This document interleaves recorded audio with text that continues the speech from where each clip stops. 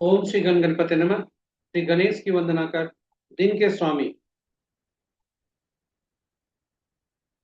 सूर्यदेव की आराधना कर, इष्ट देव का ध्यान धर, गुरुजनों को नमन कर अभिनंदन करते हैं आपका वरुण अश्रु द्वारा प्रस्तुत आज के लघु पंचांग में, जो नित्य के भांति 5 भागों में प्रस्तुत किया जाता है।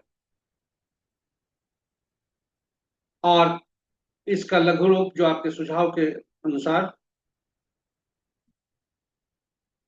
पहले भाग के दैनिक पंचांग के पहले भाग के का ही लघु रूप है।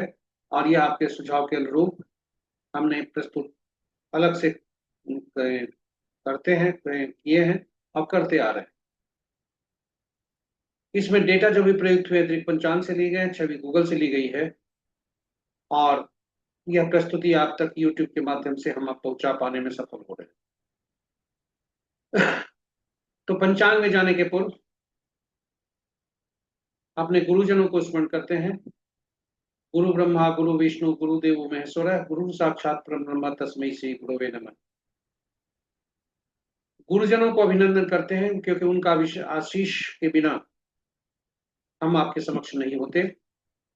उनकी आशीष के बदौलत ही हम जो यहाँ पर सूचीबद्ध है ज्योतिष से संबंधित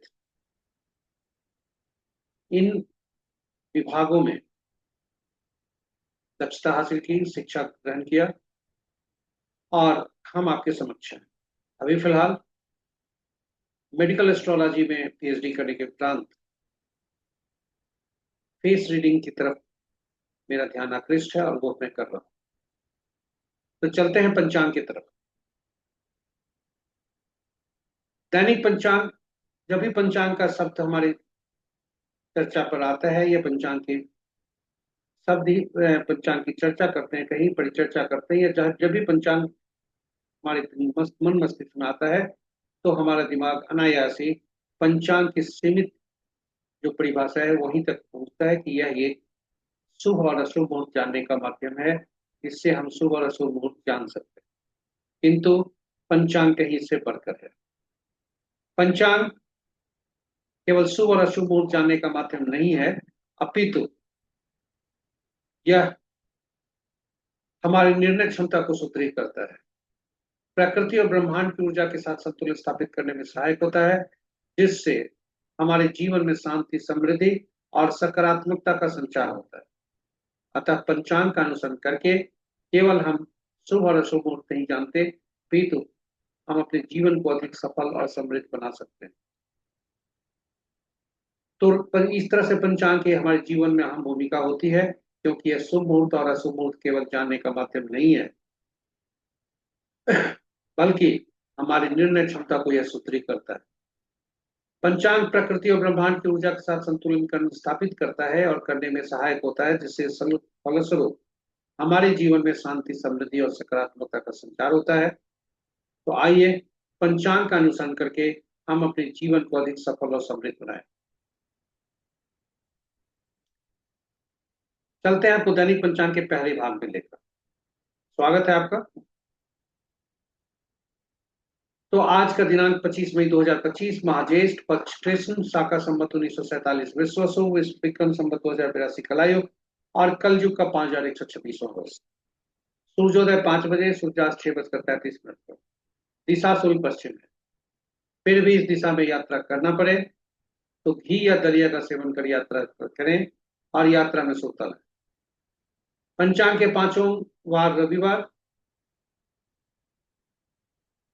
तिथि दिन के 3:51 तक त्रयोदशी, उसके बाद चतुर्दशी, नक्षत्र दिन के 11:12 तक अश्विनी और उसके बाद भरणी, योग दिन के 11:06 तक सौभाग्य, उसके बाद शोभन और करण प्रातः 5:37 तक गर्भ, तत्पश्चात अपराह्न 3:51 तक बनीज और उसके बाद वृष्टि भद्रा। तो ये रहे पंचांग के 5 अंक। आगे बढ़ने के पूर्व हम यह देखते हैं कि भोलेनाथ को नमन कर भोलेनाथ का आवास कहाँ, आज वास कहाँ है और उसके परिणाम क्या है, शुभता कैसी है। तो जय भोलेनाथ। आज आपका वास जब तक त्रयोदशी है तब तक भोजन पर है और उस तक पश्चात का वास शमशान में हो जाता है, जो कि शुभ नहीं है। तो इन्हीं शब्दों के साथ भोलेनाथ का स्मरण करते हुए महत्वपूर्ण मुहूर्त की ओर बढ़ते हैं। शुभ मुहूर्त में अभिजीत मुहूर्त इनके 11:19 से 12:14 तक। अमृत काल कल भोर में 4:09 से 5:34 तक। सर्वार्थ सिद्धि योग प्रातः 5 बजे से दिन के 11:12 तक। अमृत काल, अमृत सिद्धि आज नहीं है। रवि जो भी आज नहीं है। विजय मुहूर्त 2:02 से 2:56 तक। और गोधूली बेला संध्या 6:32 से 6:53 तक। निशिता मुहूर्त देर रात्रि 11:26 से 16:07 तक। रात्रि में किए जाने वाले पूजा पाठ जब तक साधना तंत्र मंत्र आदि के लिए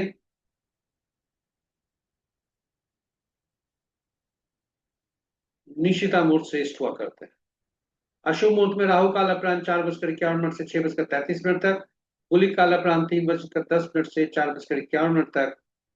यमगंड दिन के 11:47 से 1:28 तक। और वर्ज मुहूर्त दो भागों में आज है। प्रातः 7:38 से 9:04 प्रातः तक पहला भाग। दूसरा भाग रात्रि के 7:41 से रात्रि के 9:05 तक। भद्रा अपराह्न 3:51 से 2:01 तक। और गंडमूल प्रातः 5 बजे से दिन के 11:12 तक। भद्रावास आज स्वर्ग में है, जो कि शुभ है। तो ये रहे हमारे शुभ और अशुभ मुहूर्त। ग्रहों की आकाशीय स्थिति को देखें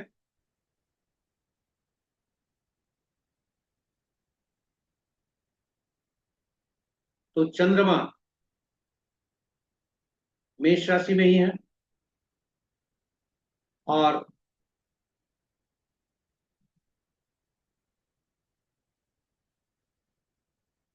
जो कि मंगल की राशि है।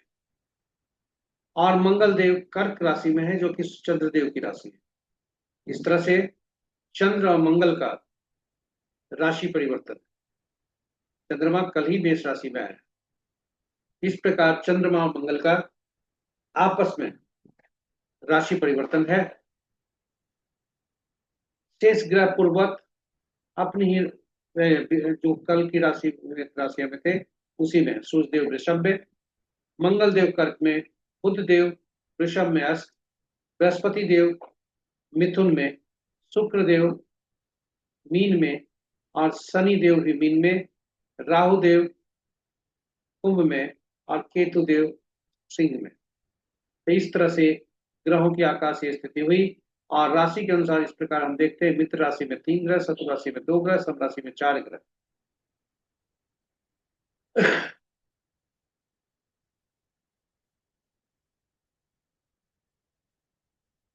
और बृहस्पति और शुक्र की ग्रह की राशियों में सबसे ज्यादा ग्रह है, दो दो ग्रह।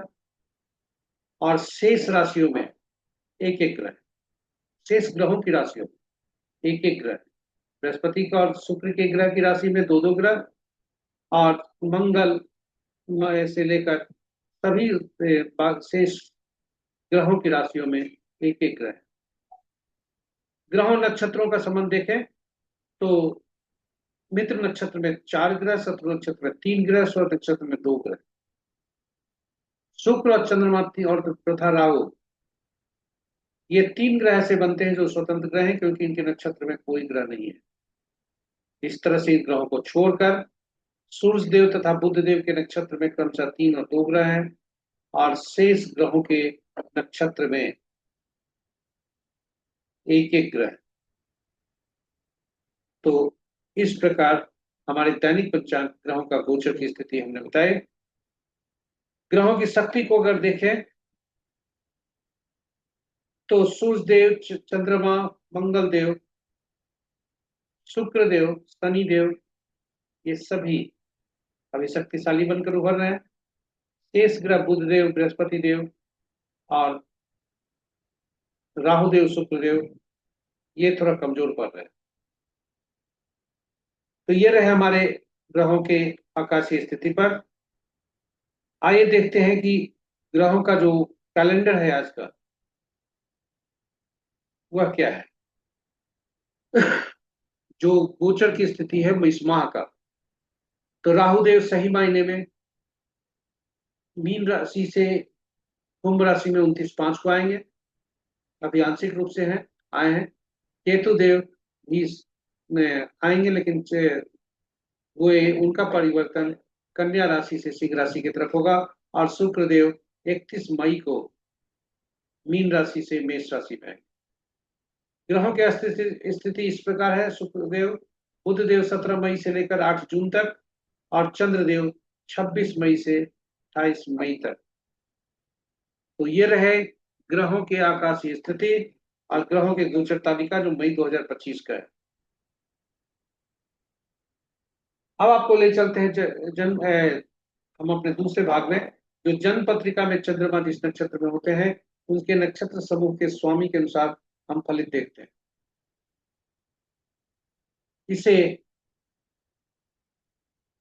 नौ तारा चक्र भी से नाम से जाना जाता है, और चंद्रमा के परिप्रेक्ष्य में इसे तारा बलम भी बोला जाता है। यह अद्भुत पद्धति है। नौ तारा चक्र जातक के कुंडली से संबंध रखता है कि जातक का जन्म नक्षत्र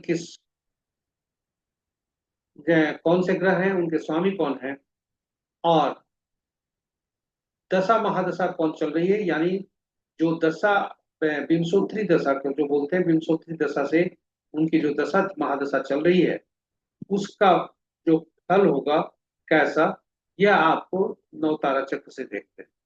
सामने आने वाला व्यक्ति जो हमारे साथ संपर्क स्थापित कर रहा है या करना चाहता है, वो हमारे लिए लाभदायक है या नहीं, वह भी नवतारा चक्र से पता चलता है। तो नवतारा चक्र से हम ये पता करते हैं, और इससे यह अद्भुत पद्धति है और सटीक पद्धति है, इससे हम लाभान्वित होते हैं।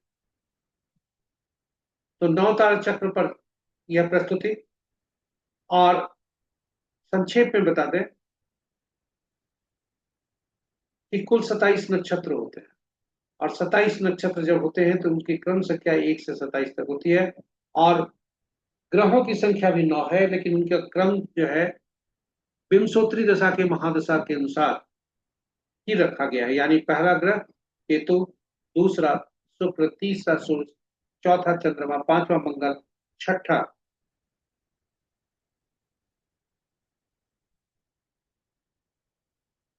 छठा राहु, सातवां गुरु बृहस्पति, आठवां शनि, और नौवां बुध।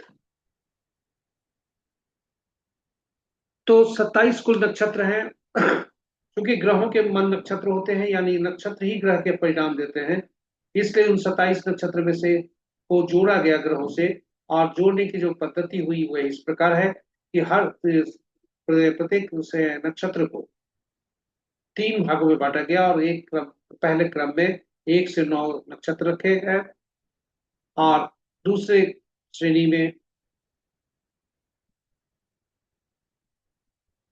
19वां से नहीं 10वां से 19वां 18वां नक्षत्र रखा गया, और तीसरा में 19वां से 27वां नक्षत्र रखा गया। इस प्रकार जब हम गणना करते हैं तो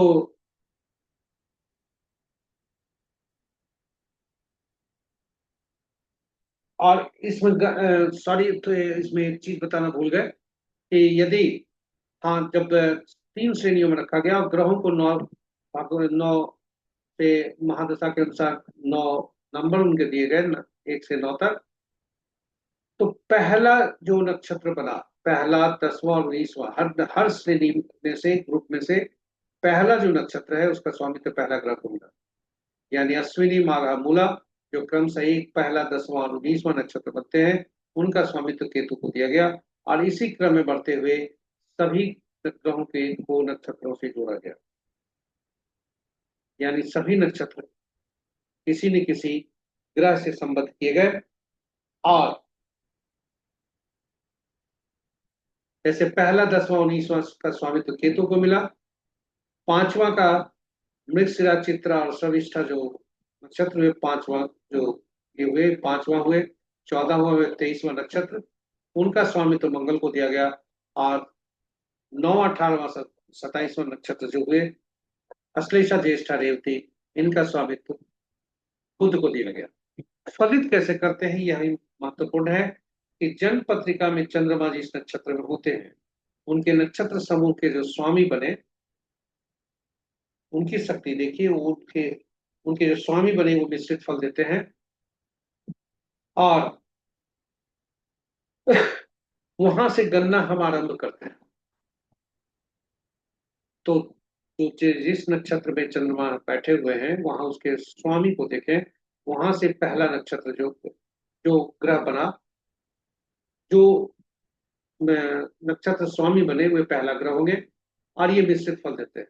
और गणना आरंभ वहीं से होती है। पहला तो मिश्रित फल दिए, तीसरा और पांचवा सातवां और सातवां ग्रह जो हुए वे पीड़ादायक होते हैं, सुफलदायी होते हैं। इसलिए ये याद रखना है कि तीसरा पांचवा सातवां जो ग्रह बनेंगे वो असुफलदायी होंगे। यह नतारा चक्र में भी देखा जाता है। और दूसरा चौथा छठा आठवां नौवां ग्रह जो बनेंगे वे सुफलदायी होंगे। तो इस तरह से हम नक्षत्रों को देखते हैं। आज के नक्षत्र के परिप्रेक्ष्य में यदि हम देखें तो चंद्रमा 11:12 तक मूला नक्षत्र अश्विनी नक्षत्र में है, जो केतु का नक्षत्र होता है। तत्पश्चात चंद्रमा भरणी नक्षत्र में पहुंच जाता है। अब जातक के संबंध में हम ये देखना चाहें, जिस कोई जातक यदि कृतिका नक्षत्र में या उत्तरा फाल्गुनी या उत्तराषाढ़ नक्षत्र में जन्म हुआ है तो उनके लिए आज का दिन मित्रता और अति मित्रता का है।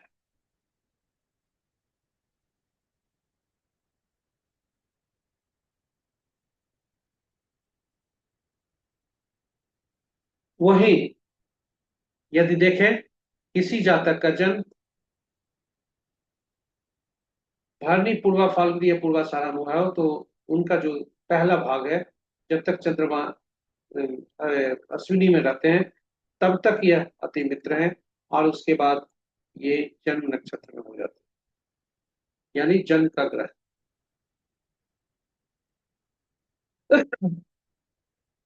और इसी प्रकार हम हर नक्षत्र में जन्मे जातक के बारे में हम जान सकते हैं। एक और नक्षत्र लेते हैं। यदि किसी जातक का जन्म पूष अनुराधा या उत्तरा भाद्रपद में हुआ है तो इनके लिए पहला ग्रह जो बने वो विपत देने वाले हुए। और जो दूसरा पहला मतलब पूर्वार्ध में विपत देने वाला और उत्तरार्ध में 6 विकट, यानी 11:12 तक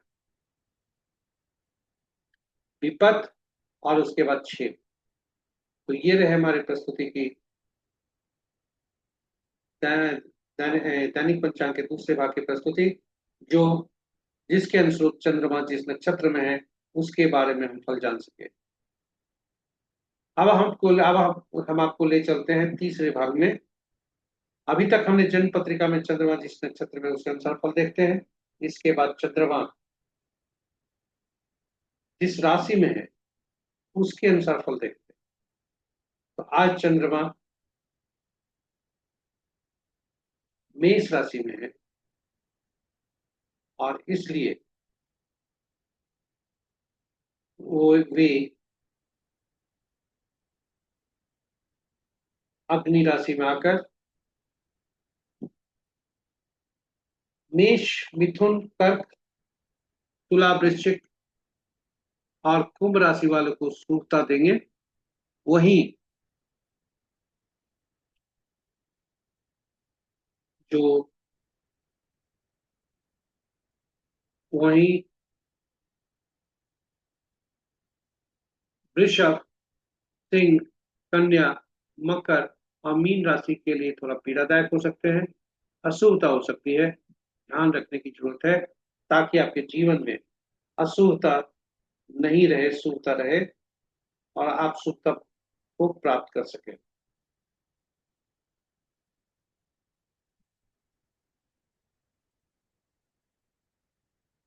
आपके जीवन में शुभता रहे, सफल आप हो। इसलिए जन्म पत्रिका के में चंद्रमा जिस नक्षत्र में होते हैं उसके अनुसार यह फल है। और यदि जहां भी अशुभता की स्थिति है तो सावधान रहें, ताकि आपके जीवन में शुभता बनी रहे। इन्हीं शब्दों के साथ हम तीसरे भाग में ले चलते हैं, जो नक्षत्र पर ही आधारित है, किंतु यह है ग्रहों का और समागम और शुभ और अशुभ काल से संबंध। चौघड़िया मुहूर्त। चौघड़िया मुहूर्त अशुभ और अशुभ मुहूर्त बताता है। किसी भी शुभ काम को करने के लिए इसका उपयोग किया जाता है, और चाहे पूजा पाठ हो या नया काम कार्य कर रहे हैं तो वह भी फल इसी से देखा जाता है, वह भी मुहूर्त इसी से निकाला जाता है। तो चंद्रमा जिस नक्षत्र में है, जिस ग्रह में है, उसके अनुसार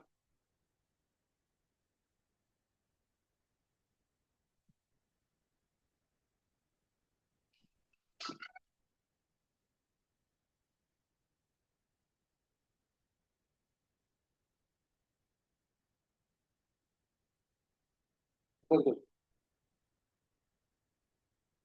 ठीक है, हम बोल रहे हैं।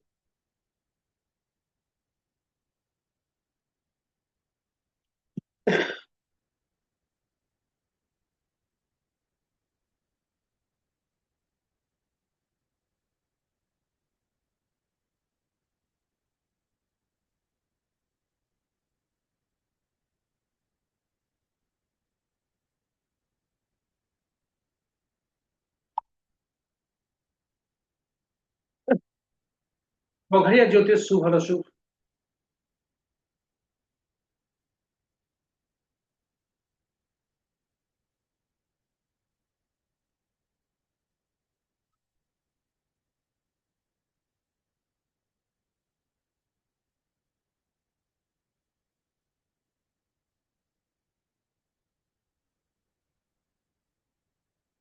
चौ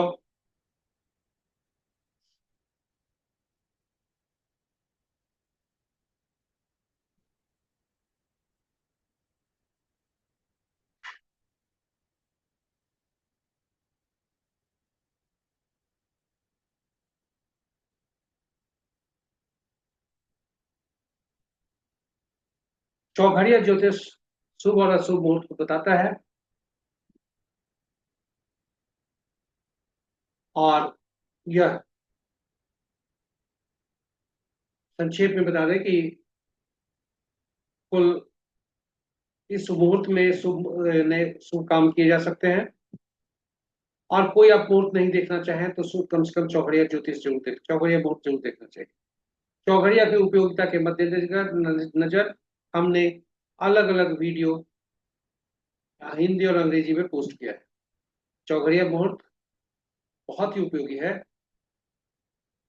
हिंदी में जो चौघड़िया की उपयोगी पोस्ट है वीडियो, वो चौघड़िया की उपयोगिता से के नाम से है, और अंग्रेजी में यूटिलिटी ऑफ चौघड़िया के नाम से। आप उसे देखें, आपके लिए बहुत लाभदायक होगा। तो आज का चौघड़िया के संबंध में हम बता दें, थोड़ा संक्षिप्त परिचय चौघड़िया पर दे दें कि कुल 8 चौघड़िया होते हैं, लेकिन सप्ताह के 7 ही दिन होते हैं। और 7 दिन जब सप्ताह चौघड़िया के होते हैं, तो 8वां चौघड़िया जो होता है आदि का चौघड़िया, यानी आरंभ का जो चौघड़िया होता है वही अंत का चौघड़िया होता है, दिन और रात दोनों का। और चूंकि 7 चौघड़िया का उन्हीं के अनुसार नाम हुआ, साप्ताहिक दिनों के अनुसार। और हर सप्ताह के दिन का संबंध, शासक ग्रह एक ग्रह है, तो हर चौघड़िया का संबंध ग्रह से हो गया। और हर ग्रह एक विशेष कार्य करने के लिए अधिकृत है। इसलिए हर चौघड़िया का की उपयोगिता एक विशेष कार्य करने से संबंधित। और वे कौन से चौघड़िया किस कार्य के लिए हैं, चौघड़िया की उपयोगिता क्या है, आदि आदि पर हमने वीडियो पोस्ट डाला है। तो आज का दिन रविवार का है, और रविवार का जो चौघड़िया होता है सूर्यदेव का चौघड़िया, वह उद्वेग से आरंभ होता है, और यही वजह है कि उद्वेग से समाप्त होता है, और यह सरकारी कार्यों से संबंध रखता है।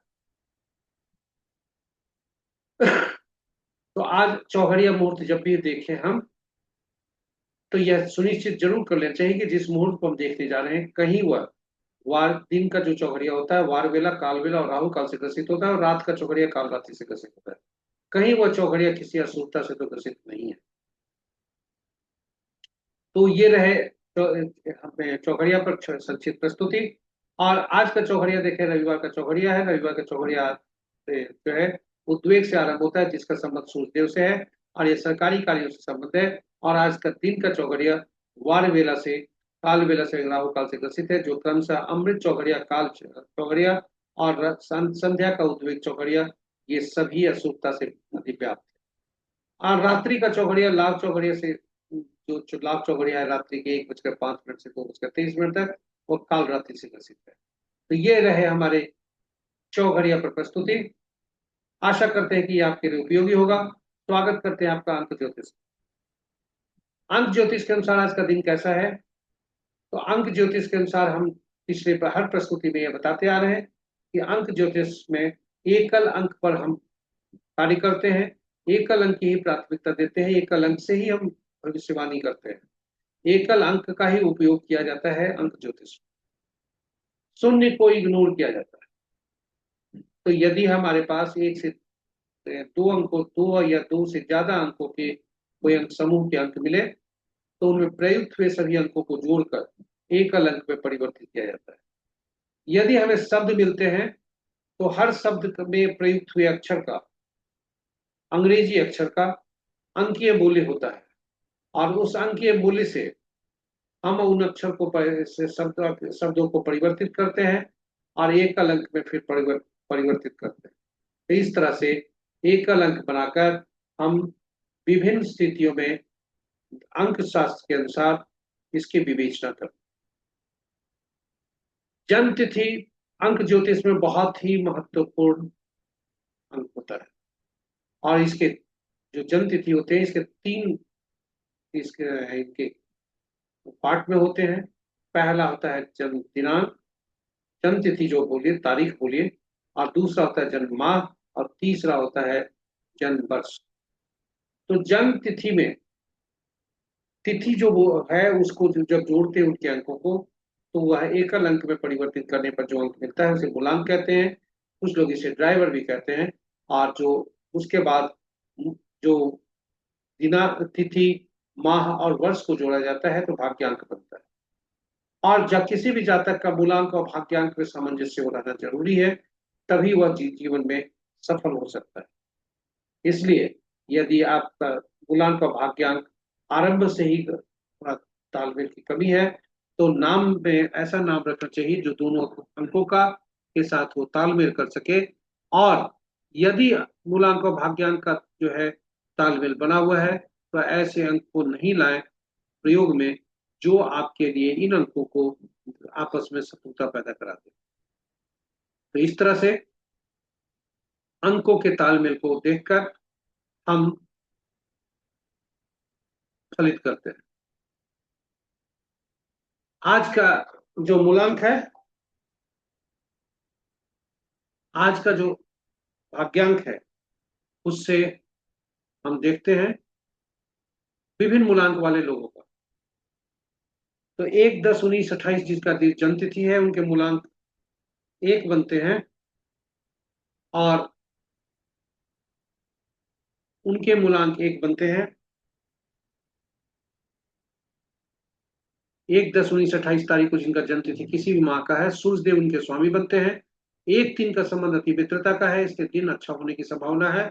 और जातक यदि विद्यार्थी है तो अच्छा अंक, आज अच्छा दिन है उनके लिए नॉलेज को गेन करने के लिए।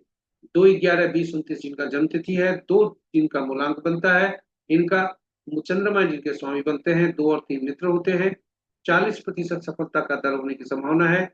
और अगर ऑकल्ट से संबंध ये रखते हैं, तो इनके लिए जो सफलता का दर 40% है वो बढ़ सकता है। 3, 12, 21, 30 जिनका जन्म तिथि है, बृहस्पति देव जी के स्वामी होते हैं, दिन उत्तम है, दोनों में आपस में मित्र हैं, 3 और 3। 80 से 100% सफलता का दर होने की संभावना है। और ऑकल्ट, हीलर या टीचर से संबंधित जातक हैं, तो आज पर जो सफलता का दर है वो बढ़ सकता है। राहु देव जिनके स्वामी है, 4 मूलांक है उनका, और उनकी जन्म तिथि होती है किसी भी माह का 4, 13, 22, 31 को। तटस्थता है संबंध 4 और 3 का, 2.5 स्टार मिलते हैं, 80% सफलता का दर होने की संभावना है। यदि जातक सेल्स, मार्केटिंग या ऑफर से संबंध रखते हैं तो इन जो सक्सेस रेट है इनका आज के दिन का, वो बढ़ सकता है। 5 मूलांक वाले 5, 14, 23 तारीख जिनका जन्म तिथि है किसी माह का, बुधदेव जिनके स्वामी बनते हैं, दिन उत्तम होने की संभावना है क्योंकि 5 और 3 का संबंध उत्तमता का है, 3 स्टार मिल रहे हैं, 90% सफलता का है। और बुध देव संचार के मालिक हैं, तो संचार में, कम्युनिकेशन में यदि आप अपने आप को संबद्ध हैं तो दिन की सफलता का में आपका बढ़ सकता है। 6 मूलांक वाले 6, 13, 22 इनका जन्म तिथि है, शुक्रदेव इनका स्वामी है। दोनों देव जो ज्ञान के देवता है, एक राक्षस के 6 और शुक्रदेव, और एक देवता के बृहस्पति देव, दोनों में सामंजस्य की कमी है, शत्रुता है आपस में दोनों में, इसलिए 0% सफलता का दर है। और स्ट्रगल, थोड़ा आज असंतोष आदि हो सकते हैं, सावधान रहें। 7 मूलांक वाले 7, 16, 25 इनका जन्म तिथि है, केतु देव जिनके स्वामी बनते हैं, दिन उत्तमता के संकेत मिल रहे हैं, और आपस में मित्रता है दोनों में, और 7, 3 का संबंध मित्रता का, 4 स्टार शिक्षा अगर मिल रहे हैं, यदि शिक्षा से संबंध है जातक का, टीचिंग से, ऑकल्ट से है, तो जो सफलता का दर है वह और 100% हो सकते हैं। 8 मूलांक वाले 8, 17, 26 तारीख जिनका जन्म तिथि है, 8 इनका मूलांक बनता है, शनि देव जिनके स्वामी बनते हैं, दिन उत्तम होने की संभावना है, दोनों आपस में मित्र हैं, 2.5 स्टार मिल रहे हैं, 60 से 70% सफलता का दर है।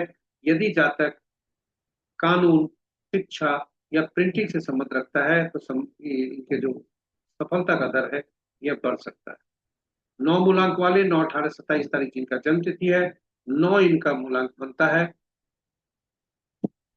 और मंगल देव इनके स्वामी होते हैं। शिक्षा में जो क्रोध होता है वह शिक्षा के ये घटाता है, अतएव 30% सफलता का दर है। फिर भी यदि जातक ऑकल्ट, हीलिंग, टीचिंग, एजुकेशन आदि से संबंध रखता हो तो सफलता का दर बढ़ सकता है। तो ये रहे हमारे पंचांग के, दैनिक पंचांग के 5 भागों की प्रस्तुति की समाप्ति। आप हम अभी तक बने रहे हमसे, उसके लिए धन्यवाद, कोटि कोटि धन्यवाद। जो हमारे पहली बार इस प्रस्तुति को देख रहे हैं उनका स्वागत है। हमारे YouTube चैनल को सब्सक्राइब जरूर करें। जो नियमित सब्सक्राइबर हैं, हमारे नियमित दर्शक हैं, उन्हें आग्रह है कि साझा करें उस देव की रोशनी की तरह, ताकि सभी के जीवन में सफलता, और सभी के जीवन सफल हो सके, और सभी समृद्धशाली जीवन का यापन कर सके। फीडबैक आपका बहुत इंपॉर्टेंट है, जरूर फीडबैक देंगे ताकि हम प्रस्तुति में जो त्रुटि है उसका निराकरण कर हम कदम उठाते हुए बेहतर इसको कर सकें, इस प्रस्तुति को और उपयोगी भी बना सकें। धन्यवाद। इन शब्दों के साथ आशा करते हैं कि यह आपके लिए